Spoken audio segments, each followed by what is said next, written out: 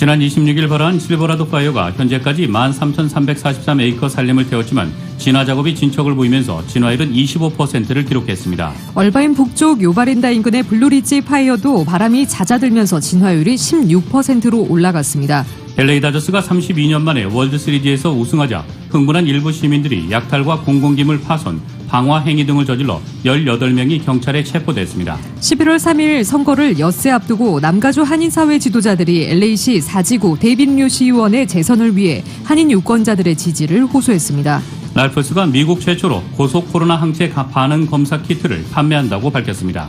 올해 들어 미국의 총기 판매가 급증한 것으로 나타났습니다. 신종 코로나 바이러스 감염증 사태와 전국적인 인종차별 반대 시위 등 사회 현상이 총기 구매욕을 자극했다는 분석입니다.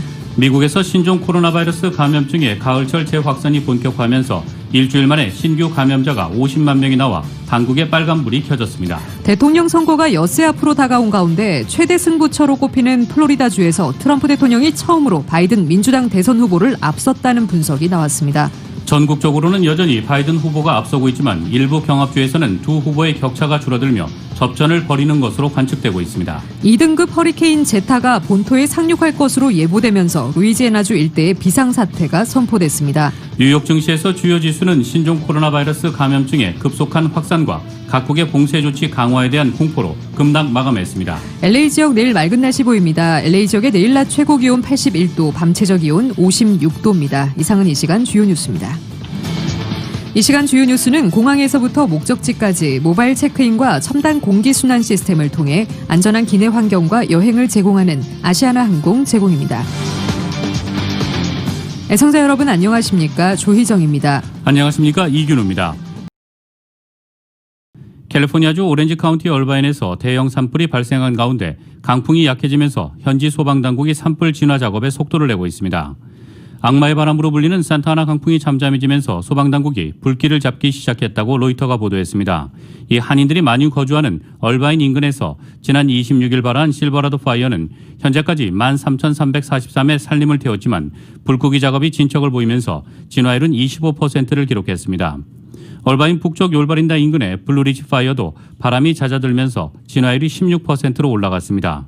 캘리포니아 소방국은 두 산불 진화 작업에 1,300여 명의 소방관을 투입했습니다.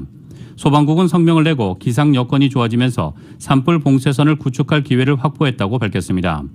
오렌지 카운티 당국은 전날 얼바인 그레이트 파크와 포톨라 등 일부 지역에서 강제 대피령을 해제했습니다. 오렌지 카운티 한인 관계자는 대피령이 일부 해제되면서 한인들이 조금씩 귀가하고 있다고 전했습니다.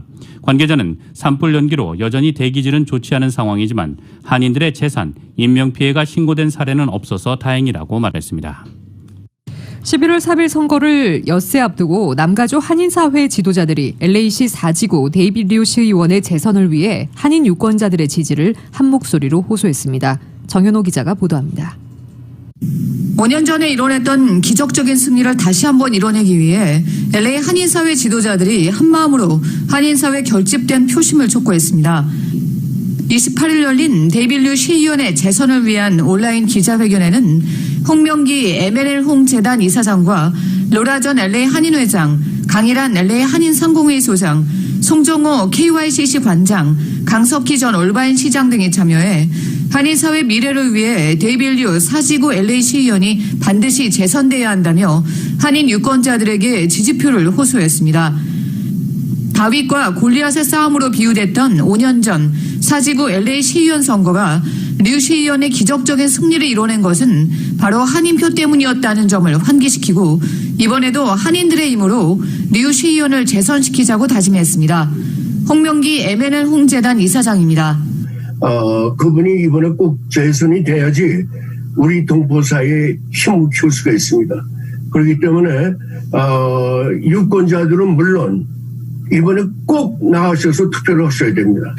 투표를 우리 데이빗 류 도장을 찍으셔야지. 송정호 KYCC 관장입니다. 어려운 환경 속에서도 시의원이 당선된 데이빗 류 시의원은 아직까지 한인 청소년들을 직접 만나보고 대화하면서 멘토 역할을 계속하고 있는 걸 제가 잘 알고 있고 지금 굉장히 중요하다고 생각하는데 데이빗 류 시의원에게 소중한 한 표 부탁드리겠습니다. 강일한 한인 상임회장입니다. 그러니까 여러분들이 힘이 닿는 대로 배민주 시원을 돕고 해서 우리들이 꼭 배민주 시원이 다시 지금 지역구를 지켜낼 수 있도록 한마음으로 도왔으면 하는 생각입니다. 데이빌 시의원은 특히 이번 선거가 워낙 박빙이라 당락이 몇백 표 차이로 결정날 수 있다는 점 때문에 한인들의 한 표 한 표가 너무나 소중하다는 점을 강조했습니다. 그 5년 동안 처음으로 한인 시의원 하면서 그 열심히 했지만 실수도 많이 했습니다. 그래서 아직도 배울 것도 많고 아직도 더 준비하고 더 우리 한인 커뮤니티에서 운동할 게 너무 많고 그래서 이번에 꼭 이겨서 우리 한인 커뮤니티를 제대로 모실 수 있게 노력하기로 생각하고 마음 먹고 있습니다. 한인사회 지도자들은 11월 3일까지 기다릴 필요 없이 사전투표할 것, 사전투표가 정여의치 않은 경우 반드시 대선일에 투표소를 찾아 한 표를 잊지 않도록 간곡히 당부했습니다. LA 한인회와 KYCC에서는 현재 한인들의 투표 문의를 돕고 있어 궁금한 점은 한인단체에 연락해 도움을 받으면 됩니다. 라디오 서울뉴스 정현호입니다. LA 다저스가 32년 만에 월드시리즈에서 우승하자 LA 시민과 다저스 팬들이 일제히 거리로 몰려나와 축포를 터뜨렸습니다. 하지만 흥분한 일부 시민들은 약탈과 공공기물 파손, 방화 행위 등을 저질렀고 18명이 경찰에 체포됐습니다. LA 경찰은 오늘 다저스 우승을 축하하는 거리 행사에서 일부 시민들이 난동을 부렸다며 약탈, 경찰관 폭행 등의 혐의로 18명을 체포했다고 LA타임스가 보도했습니다. LA시와 경찰은 어젯밤 다저스 우승이 확정된 뒤 신종 코로나 바이러스 감염증 확산, 폭죽놀이에 따른 화재 등을 우려해 LA를 안전하게 지키자며 길거리 축하 행사를 자제해달라고 요청했습니다. 하지만 거리에는 수많은 다저스 팬들과 시민이 몰려나와 폭죽을 터뜨리며 축하 파티를 열었고 행사가 자정을 넘어가면서 일부 시민들은 자제력을 잃은 채 폭도로 돌변했습니다. 이들은 상가 유리창을 깨고 약탈했고 도로 한복판에서 식료품 배달 트럭을 막아선 채 트럭 문을 부수고 물건을 통째로 훔쳤습니다. 이에 경찰은 불법 집회를 선언하고 고무탄과 섬광탄을 터뜨리며 집회 해산에 나섰습니다. 하지만 일부 시민들은 경찰관들을 향해 유리병을 집어 던지거나 순찰차 창문을 박살냈고 쓰레기통에 불을 질렀습니다. LA 경찰은 불법 집회 해산 과정에서 경찰관 3명이 다쳤다고 전했습니다.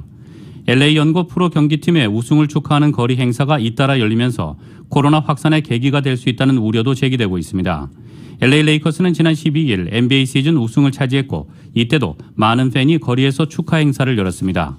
이에 대해 LA 카운티 보건국은 지난 26일 기자회견에서 LA 레이커스 우승 축하 파티가 코로나를 확산시켰을 수 있다고 밝혔습니다. 오늘 랄프스가 전국에서 최초로 남가주와 중가주 내 77개 랄프스 매장에서 코로나 항체 반응 검사 테스트 킷을 판매합니다. 이웃케어 클리닉이 찾아가는 정부 의료 혜택 설명회를 실시합니다. 로컬 소식 이은 기자가 전해드립니다. 28일 랄프스가 전국에서 최초로 남가주와 중가주 내 77개 매장에서 코로나 항체 반응 검사 테스트 킷을 판매합니다. 랄프스에 따르면 검사 결과는 통상적으로 손가락 끝에 혈액을 채취해 15분 내에 알 수 있습니다.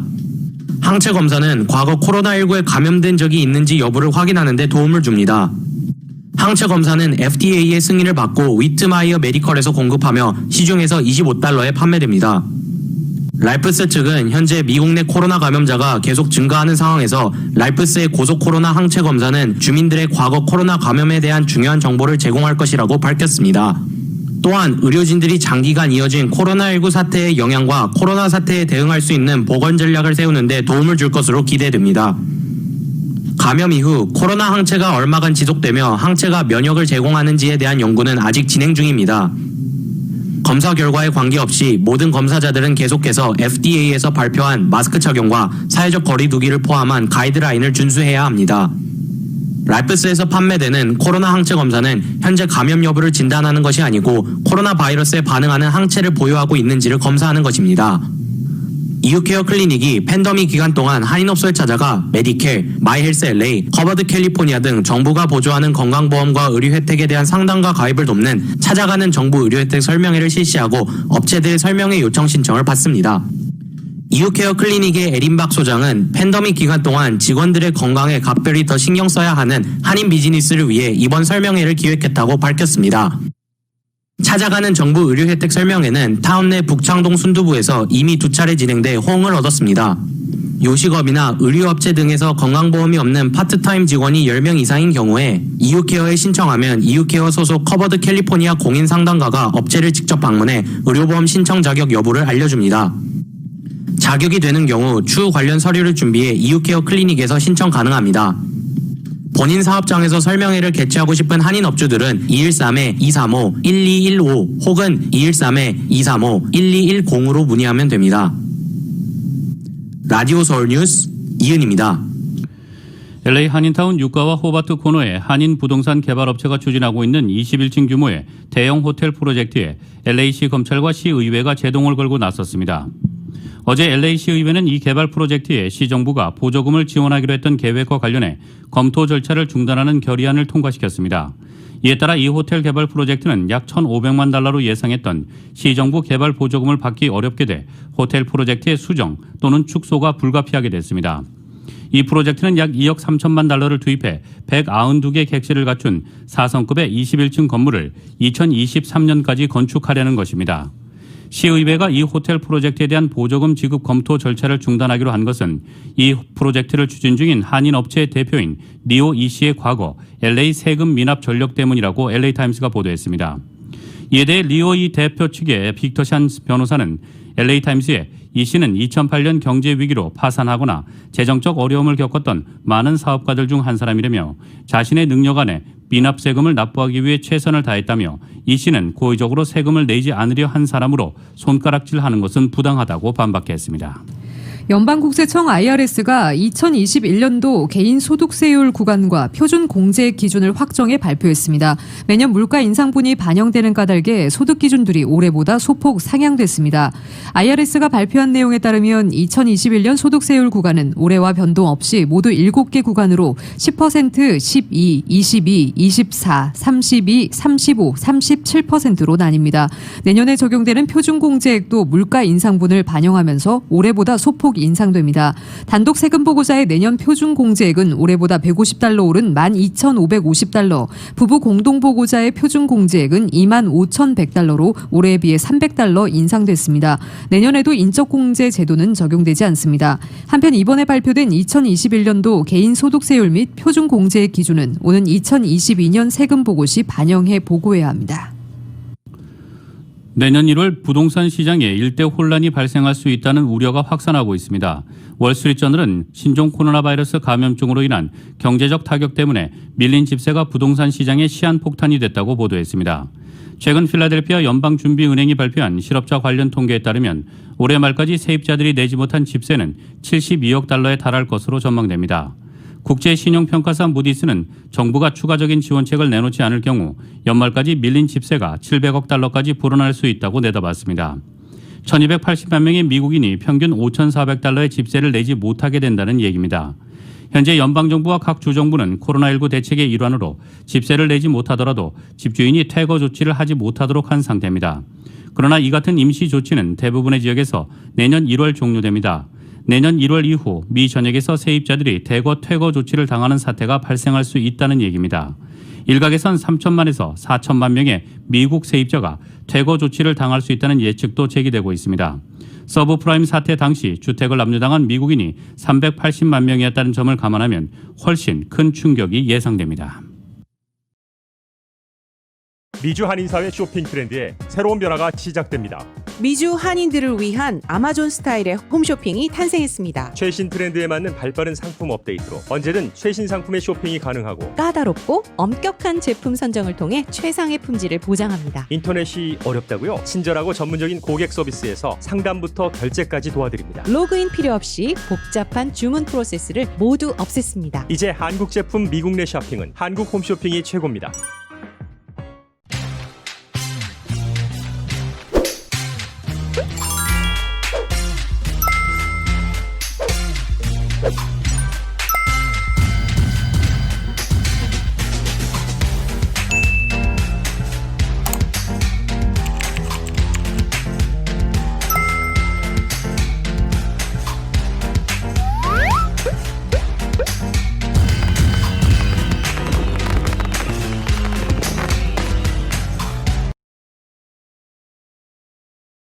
미국 소식 전해드리겠습니다. 대선을 엿새 앞둔 미국에서 사전투표가 7천만 명을 넘어섰습니다. 2016년 대선 당시와 비교하면 이미 절반 이상이 투표를 한 것입니다. 그런데 연방대법원이 사전 우편 투표의 송달 마감 시한을 주마다 다르게 판결하면서 대혼란이 예기되고 있습니다. KBS의 보도입니다. 인디애나, 위스콘신, 뉴욕 등 미 전역에서 사전투표 열기는 이어지고 있습니다. 사전투표를 한 유권자는 현재까지 7,400만여 명. 2016년 대선 당시 1억 3천여 명이 투표했는데 이미 절반 이상이 투표를 마친 겁니다. 특히 흑인 청년층의 사전투표 참여가 크게 늘었습니다. We found that young people who were marching and demonstrating not only were more likely to be registering people to vote, but were much more likely to be talking to other young people about the election and issues that they care about. 사전투표 가운데 우편투표가 차지하는 비중은 66%를 차지할 정도로 높습니다. 그런데 미 연방대법원이 사전 우편투표의 송달 마감 시한을 각 주별로 다르게 내리면서 혼란이 가중되고 있습니다. 펜실베이니아에 대해선 대선 3일 뒤인 6일까지 인정한다고 선언했지만 위스콘신주의 경우 11월 3일 대선 당일 투표 종료 시점인 오후 8시까지 도착해야 유효하다고 판결했습니다. 민주당은 우편 투표의 마감 시한을 늘려달라며 공화당은 선거 당일까지만 유효표로 반영해달라며 각각 소송전에 나섰습니다. 대선을 엿새 앞두고 트럼프 대통령은 네바다, 애리조나, 플로리다주 등 3곳을 넘나들며 유세전을 펼치고 있습니다. 펜실베이니아주에서 흑인 청년이 경찰총에 맞아 숨지면서 항의 시위가 계속되자 또다시 법과 질서를 소환하며 지지층 결집에 나섰습니다. The rioting in Philadelphia, you have to stop it. They have to stop it.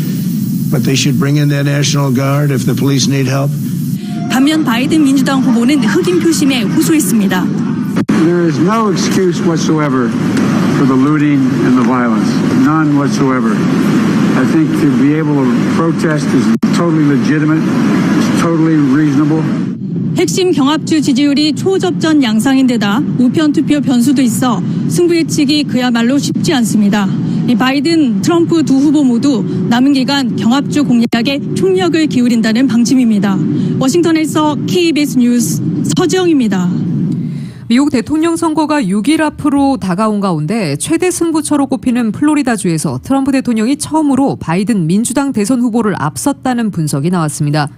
전국적으로는 여전히 바이든 후보가 앞서고 있지만 일부 경합주에서는 두 후보의 격차가 줄어들면서 접전을 벌이는 것으로 관측되고 있습니다. YTN의 보도입니다.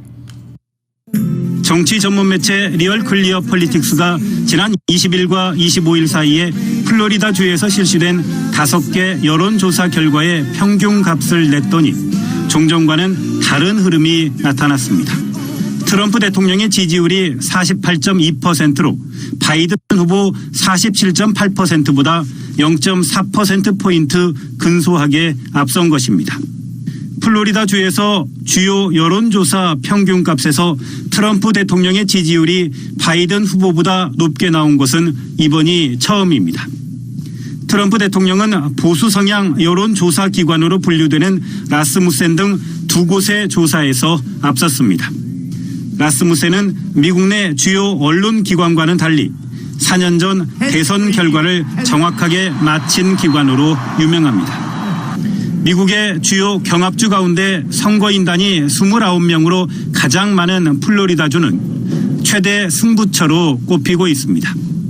트럼프 대통령은 지난해 9월 주소지를 이곳으로 옮겨가면서까지 공을 들여왔습니다. 하지만 위스콘신을 비롯해 미시간, 펜실베이니아, 노스캐롤라이나, 애리조나 등 다른 경합주에선 바이든 후보의 지지율 평균이 트럼프 대통령보다 0.7에서 9%포인트 높은 것으로 나타났습니다. 전국 여론조사 결과도 여전히 바이든 후보가 우세한 것으로 관측되고 있습니다. 로이터 통신과 여론조사 전문기관 입소스가 현지 시간 23일부터 27일까지 온라인 조사한 결과를 보면 바이든 후보가 전국적으로 52% 지지를 받았고 트럼프 대통령은 42% 지지에 그쳐 10%포인트 차이를 보였습니다. 전국적으로는 바이든 후보가 여전히 우세하지만 경합주에서는 오히려 격차가 줄어들며 두 후보가 막판 피말리는 승부를 펼치고 있습니다. YTN 강성욱입니다. 미국의 11월 3일 대선을 앞두고 청년층의 사전투표 참여가 크게 늘었습니다. 청년층은 조 바이든 민주당 대선 후보 지지 성향이 강하다고 알려져 있지만 대선 당일 현장 투표를 사전투표로 돌리는 등 다양한 요인이 젊은이들의 투표 증가로 이어졌을 가능성이 있어 상황을 예단하긴 쉽지 않습니다. 오늘 터프투데이가 분석한 결과에 따르면 11월 대선 11일 전 기준인 지난 23일 현재 18에서 24세 청년층 유권자 중 500만 명 이상이 사전투표를 마쳤습니다. 경합 지역에서 이들의 사전투표 증가세가 눈에 띄고 있습니다. 텍사스주의 경우 2016년 대선 때 선거 11일 전 기준 청년층의 사전투표 참여자는 10만 6천 명이었지만 올해는 75만 3,600명으로 7배 수준에 달했습니다. 이런 추세라면 청년층 투표율이 역대 최고 수준에 달할 것이라는 관측도 나오고 있습니다. CNN에 따르면 여론조사 결과 18에서 34세 청년 중 적극적 투표층은 51%로 4년 전 30%보다 크게 높아졌습니다. 청년의 투표 증가는 트럼프 대통령보다는 바이든 후보에게 유리할 수 있습니다. 그러나 청년층의 투표 참여 열기를 바이든 우위라고 단정지어서는 안 된다는 시각도 있습니다. 애초 투표할 생각을 가졌던 청년층들이 신종 코로나 바이러스 감염증 대유행이라는 특수 상황 탓에 사전투표로 몰렸을 가능성이 있기 때문입니다. MBC 방송은 주요 경합 지역에서 젊은 층 유권자가 차지하는 비중은 4년 전과 거의 비슷한 상황이라고 전했습니다. 이 다른 연령대의 사전투표도 늘어난 탓에 전체 유권자 중 청년층 비중에는 별다른 변화가 없다는 것입니다. 조 바이든 민주당 대선 후보가 대선을 며칠 남겨두지 않은 이번 주말 버락 오바마 전 대통령과 한자리에서 유세할 것으로 보입니다. 정치 전문 매체 더 힐은 바이든 후보와 오바마 전 대통령이 이번 주말 경합주 한 곳에 같이 나타날 것이라고 전했습니다. 장소를 어디로 할지는 최종 결정이 이루어지지 않았습니다. 캠프에서는 앞서 바이든 후보가 이번 주말 경합주인 미시간주를 찾을 것이라고 발표한 상태입니다. 퇴임 이후에도 높은 인기를 누리는 오바마 전 대통령은 바이든 후보의 가장 든든하면서 강력한 지원군입니다. 바이든 후보는 오바마 전 대통령의 재임 시절 8년간 부통령을 지냈습니다. 오바마 전 대통령은 21일 펜실베니아주 필라델피아 단독 유세로 바이든 후보 지원에 나선 데 이어 24일 플로리다주 마이애미, 27일 플로리다주 올랜도에서 유세했습니다. 도널드 트럼프 대통령은 현재 여론조사상 여러 핵심 경합주에서 바이든 후보에게 뒤지고 있지만 선거인단 규모가 큰 펜실베니아와 플로리다를 잡으면 재선 가능성이 있습니다. 오바마 전 대통령이 요지만 골라 지원 유세를 하고 있는 것입니다. 민주당에서는 오바마 전 대통령이 흑인과 라틴계는 물론 젊은 층의 표심을 끌어당기길 기대하고 있습니다. 미국에서 신종 코로나 바이러스 감염증의 가을철 재확산이 본격화하면서 일주일 만에 신규 감염자가 50만 명이나 나왔습니다. 뉴욕타임스는 어제 기준 최근 일주일간의 신규 코로나19 환자가 50만 명을 넘어서며 새 기록을 달성했다고 보도했습니다. 뉴욕타임스는 이 기록은 코로나 바이러스가 얼마나 빠르게 퍼지고 있는지를 반영한다며 미국에서 첫 50만 명의 신규 환자가 집계되는 데는 거의 석 달이 걸렸다고 현재 상황과 비교했습니다. 일주일간의 하루 평균 신규 코로나19 환자도 약 7만 3천 명으로 집계되며 처음으로 7만 명 선을 넘겼습니다. 2주 전과 견주어 약 40% 증가한 것입니다. 존스 홉킨스대에 따르면 어제의 신규 환자도 7만 3,240명으로 집계됐습니다. 새로운 기록은 곳곳에서 쏟아지고 있습니다. 일리노이주를 포함해 20개 주에서는 최근 7일간의 하루 평균 신규 환자가 최고치를 기록했고 테네시, 위스콘신, 오클라호마주 등 3곳에선 7일간의 하루 평균 사망자가 코로나19 사태 후 최고점을 찍었습니다. 존스 홉킨스대는 이날 미국의 누적 코로나19 확진자 수를 880만 316명, 사망자 수를 22만 7,109명으로 각각 집계했습니다. 올해 들어 미국의 총기 판매가 급증한 것으로 나타났습니다. 뉴욕타임스는 오늘 연방수사국 FBI 자료를 인용해 올해 3월부터 9월까지 7개월간 총기 판매량이 1,510만여 개에 달한다고 보도했습니다. 지난해 같은 기간에 비해 91% 늘어난 수치입니다. FBI는 올 들어 총기 구매자에 대한 신원 확인 절차를 강화했지만 총기 구매 열기를 식히지 못했습니다. 미시간주의 경우 판매량이 198%나 증가했고 뉴저지는 180% 급증했습니다. 뉴욕타임스는 신종 코로나 바이러스 감염증 사태와 전국적인 인종차별 반대 시위 등 사회 현상이 미국인의 총기 구매욕을 자극했다고 분석했습니다. 사회적 불안이 확산하면서 기존에 총기를 갖고 있던 사람들은 추가로 총기를 구매했고 총이 없던 사람들은 만일의 사태에 대비해 자신을 스스로 지켜야 한다는 생각을 갖게 됐다는 것입니다. 정확한 통계는 없지만 총기 판매업자들도 올해 들어 흑인과 여성을 중심으로 생애 처음으로 총기를 구매하는 사람들이 늘었다고 현장 분위기를 전하고 있습니다. 실제로 전미 흑인 총기협회는 2015년 출범한 이래 회원 수가 올해 가장 크게 늘었습니다. 다가오는 대선도 총기 수요를 자극했다는 분석이 나오고 있습니다. 2등급 허리케인 제타가 본토에 상륙할 것으로 예보되면서 루이지애나주 일대에 비상사태가 선포됐습니다. 국립허리케인센터는 오늘 오후 허리케인 제타가 루이지애나 남동부 해안에 상륙할 것이라고 예보했습니다. AP통신에 따르면 제타는 올해 들어 대서양 수역에서 형성된 27번째 폭풍이자 본토까지 도달한 11번째 폭풍입니다. 올해는 미국의 역대 가장 많은 폭풍이 침범했습니다. 종전 기록은 1916년에 9개입니다. 국립허리케인센터는 강풍을 동반한 제타가 폭풍 해일과 홍수를 일으킬 수 있다고 경고했습니다. 올해 들어 이미 4차례 폭풍 피해를 본 루이지애나주는 비상사태를 선포하고 해안 지역 주민들에게 대피 명령을 내렸습니다. 또 주 방위군 1,500명에게 대기 명령을 내리고 인력 5천여 명을 동원해 전선 정비 작업을 진행하는 등 만약의 사태에 대비했습니다.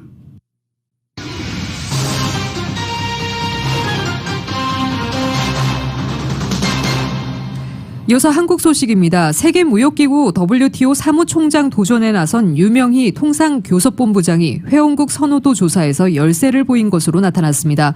미국은 유 본부장의 경쟁자인 나이지리아 후보를 지지하지 않는다고 밝혀 막판 변수가 될 것으로 보입니다. YTN의 보도입니다. WTO의 선호도 조사에서 유명희 통상교섭본부장이 경쟁자인 나이지리아의 응고지 오콘조 이웨알라 후보보다 열세인 것으로 확인됐습니다. WTO는 제네바 주재 한국과 나이지리아 대사를 불러 이 같은 선호도 조사 결과를 통보했습니다. 로이터 통신은 WTO가 오콘조 이웨알라 후보에게 이 기구를 이끌어줄 것을 제안했다고 보도했습니다. WTO는 이어 전체 회원국을 대상으로 대사급 회의를 열어 조사 결과를 알리고 오콘조 이웨알라를 사무총장으로 추천했습니다.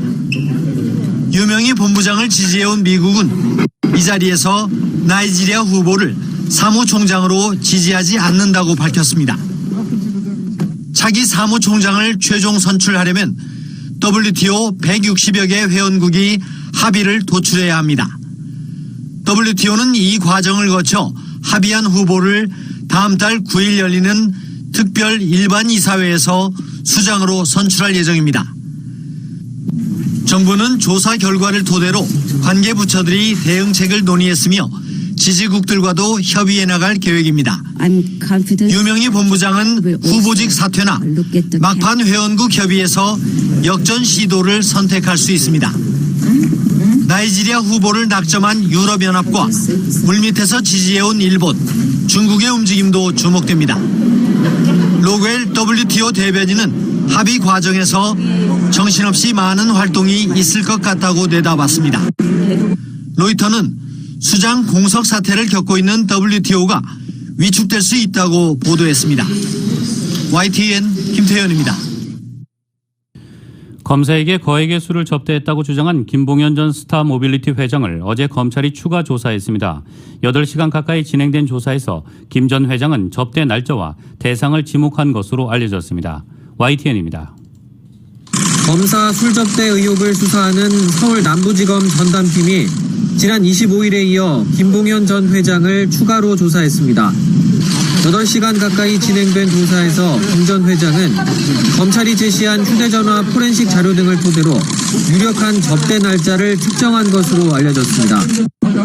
또 접대 자리에 있었던 것으로 보인다며 나머지 검사 1명도 지목한 것으로 전해졌습니다.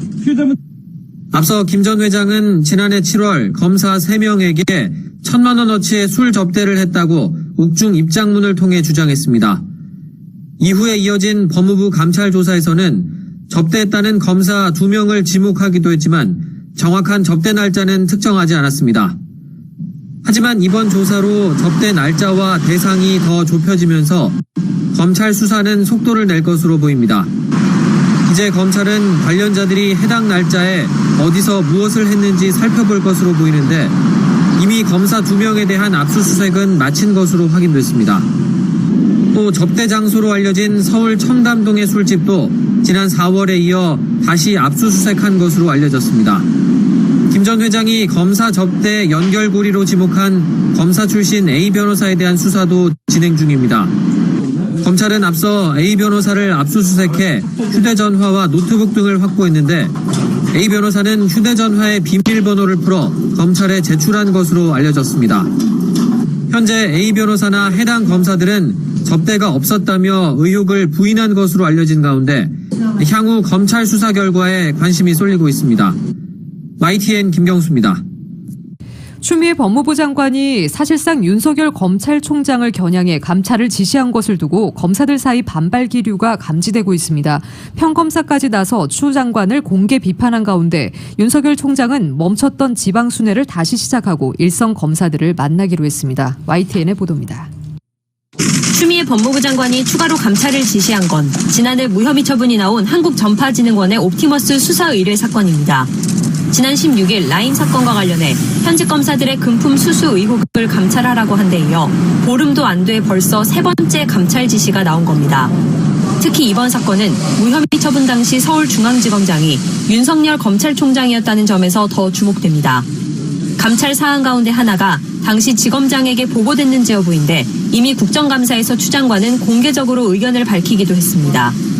이런 사건 정도는 중앙지검의 검사장, 당시 윤석열 현재의 검찰총장이죠. 보고되었을 것으로 등이 짐작이 됩니다만 사실상 윤 총장을 겨냥한 것으로 실제 윤 총장에 대한 감찰이 시작될 경우 사퇴를 압박하는 것으로도 비칠 수 있습니다. 이에 평검사까지 나서 공개적으로 추미애 장관을 비판하는 등 검찰 내부에선 강한 불만 기류가 감지되고 있습니다. 제주지검의 이환우 검사는 목적과 속내를 감추지 않은 채 인사권과 지휘권, 감찰권이 남발되고 있다며 검찰개혁은 근본부터 실패했다고 작심 발언을 쏟아냈습니다.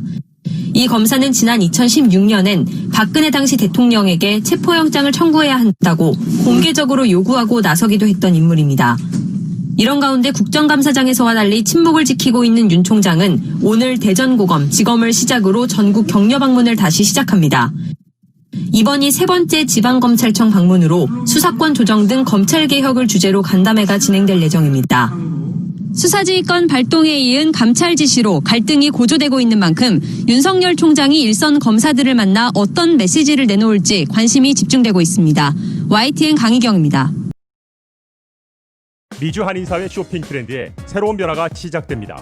미주 한인들을 위한 아마존 스타일의 홈쇼핑이 탄생했습니다. 최신 트렌드에 맞는 발빠른 상품 업데이트로 언제든 최신 상품의 쇼핑이 가능하고 까다롭고 엄격한 제품 선정을 통해 최상의 품질을 보장합니다. 인터넷이 어렵다고요? 친절하고 전문적인 고객 서비스에서 상담부터 결제까지 도와드립니다. 로그인 필요 없이 복잡한 주문 프로세스를 모두 없앴습니다. 이제 한국 제품 미국 내 쇼핑은 한국 홈쇼핑이 최고입니다.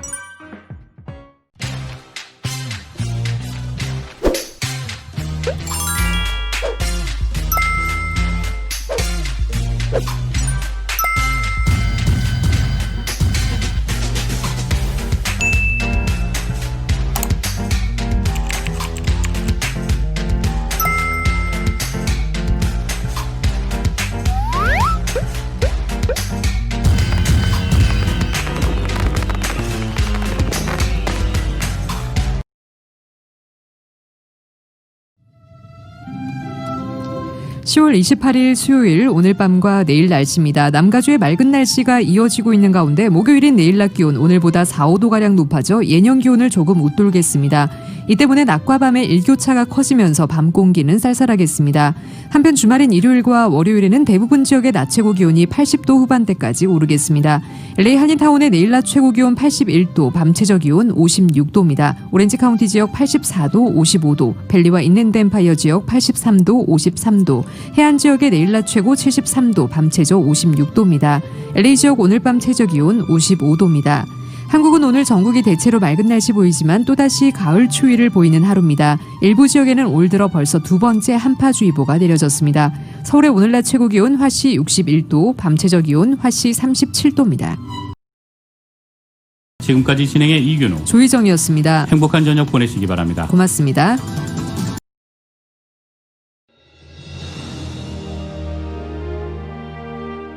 한인 커뮤니티의 소중한 친구이자 생활의 동반자.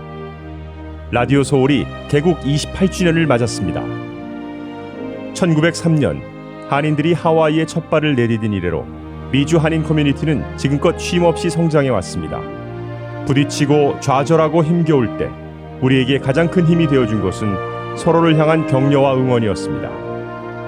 한인 커뮤니티와 더불어 성장한 라디오 서울. 라디오 서울의 28년은 우리의 이민 역사와 맥을 같이 합니다. 세상의 모든 이야기를 담으려는 라디오 서울 방송은 우리가 함께 만드는 우리의 이야기입니다. 사람과 사람을 이어주는 라디오 서울 1650. 청취자와의 소통만으로 기뻤던 1992년. 그리고 28년이 지난 지금 라디오 서울은 멀티미디어 그룹으로 거듭났습니다. 1992년 첫 방송을 시작한 이후 FM 라디오, 모바일 서비스를 거쳐 보는 라디오, 라디오 서울 TV, 라디오 서울 유튜브, 한국 TV 채널, 한국 홈쇼핑 등 시대의 변화와 애청자의 요구에 부합하는 미래지향적인 라디오 서비스로 만들어가고 있습니다. 특히 코로나19 바이러스가 가져온 세계적인 팬데믹은 우리의 삶의 방식을 바꿨으며 다가올 미래에는 더욱 진화된 방송이 요구될 것입니다. 이에 라디오 서울 방송은 다가올 새로운 시대를 대비하여 N스크린 멀티 디바이스 방송으로 다시 태어났습니다. 때와 장소를 불문하고 어떠한 기기로도 듣고 볼 수 있는 방송이 라디오 서울이 추구하는 N스크린 멀티 디바이스 방송입니다. 24시간 늘 깨어있는 방송, 눈과 귀가 함께하는 방송, AM 1650, FM 106.3 라디오 서울 방송. 미국 내 다양한 이슈를 생생하게 전달하는 강혜신의 오늘의 미국. 기분 좋은 아침, 반짝이는 하루를 선사하는 이영돈 선우의 좋은 아침, 좋은 하루. 나른한 오후 활력을 전하는 싱글벙글쇼와 라디오 콘서트. 빠르고 정확한 뉴스, 지구촌 소식을 실시간 전하는 모닝뉴스와 이브닝 뉴스. 한국 TV와 유튜브로 이원 방송하는 조희정의 한국 홈쇼핑 리뷰. 라디오 서울은 당신의 또 다른 가족입니다. 사람과 사람을 이어주는 방송, 들으면 행복해지는 라디오 서울. 지금까지의 28년이란 밑거름을 통해 앞으로 희망이 이루어지는 아름다운 세상을 만들어 가겠습니다.